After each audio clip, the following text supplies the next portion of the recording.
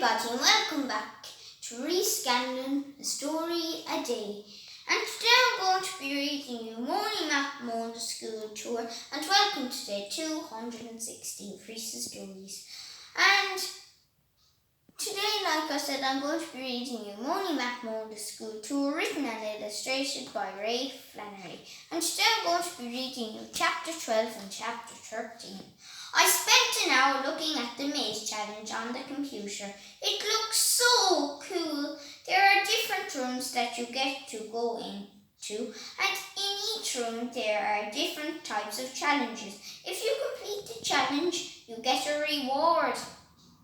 Some are physical challenges, no problem to me. Some are mental challenges, no problem to me, and some are combination of physical and mental.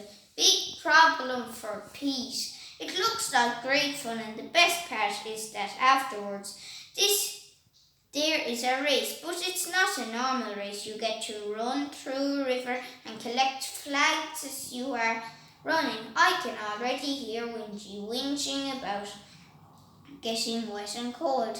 At the end there is a trophy for the best team. I can already see them writing my name on that particular trophy. Just another one for the McMoan collection.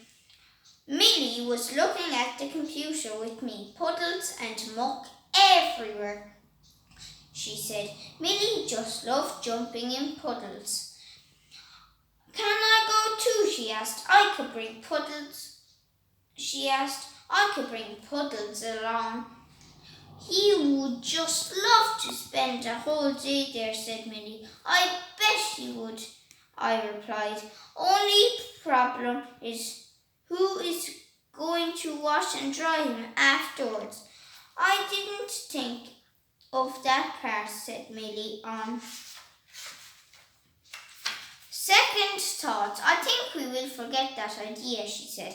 Ma'am got a call from Alexander's ma'am to see if I wanted to call over for a while. Ma'am didn't have to ask me twice. I did get the now you behave yourself, Michael, followed by the remember your manners. Lots of please and thank yous. Then she made me go to the bathroom to wash my hands and face before I headed over. Next thing you know is that she will be trying to brush my hair. Nobody touches the hair. You would think I was going to meet the president. She was nearly getting an but I thought if I did, I wouldn't be going anywhere. It was the fastest wash I ever did. I was dying to look at Alexander's house. I bet he had loads of cool stuff from Russia. When I arrived, his ma'am opened the door and told me to go out to the back to Alexander. His back garden was huge.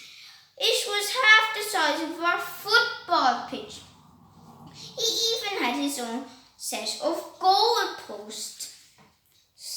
I really hope he is going to hang around Ban for a long time. We kicked about for a while, and I even managed to get him to teach me a few of his taekwondo moves. You know, just in case I might need them in my crime fighting. Alexander's man called us in for a few treats, which we demolished in seconds. I did remember to say thank you, just about though. I was too busy stuffing my face with sweets. Don't think I will mention them to Ma'am either. We messed around in his room for a little while before it was time for me to head off home. I do hope I get invited back soon. Wingy will be raging. He didn't get invited. Maybe he will get an invite next time. Chapter 13, which I will be reading for you today. Only a few days left before the big tour. I can't wait. Scary thing is that Pete is going around the place with that puzzled look on his face. That means trouble. I know he is planning to do something to someone. Not sure who, but I know he is up to something. Last year he put a fake spider into Laura's little sandwich. The screams could be heard kilometres away. I have to keep both my eyes and ears open whenever he is around. Wingy was actually in good form too. He spent a whole day without whinching about anything. I must write that down on the calendar. It doesn't happen too often. I reckon he has forgotten completely about the river run at the end of the tour. I spent most of the day just thinking about the tour. Mr. O'Rourke was doing his usual blah, blah, blah, blah, blah, blah thing. I looked around the class. Nobody was listening. Everybody was in daydream world. Roll on the tour. On the way home from school, myself, Wingy, and Alexander spotted Pete going into the newsagents. That was strange. We knew he wasn't in there to buy a newspaper.